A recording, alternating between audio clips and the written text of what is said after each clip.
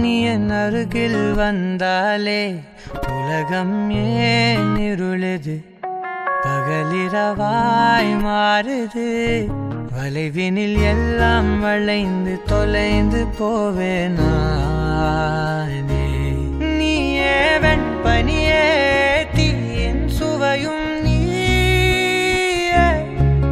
உன்னில் மெது மெதுவாக பயணங்கள் போல தொடங்கிடவா.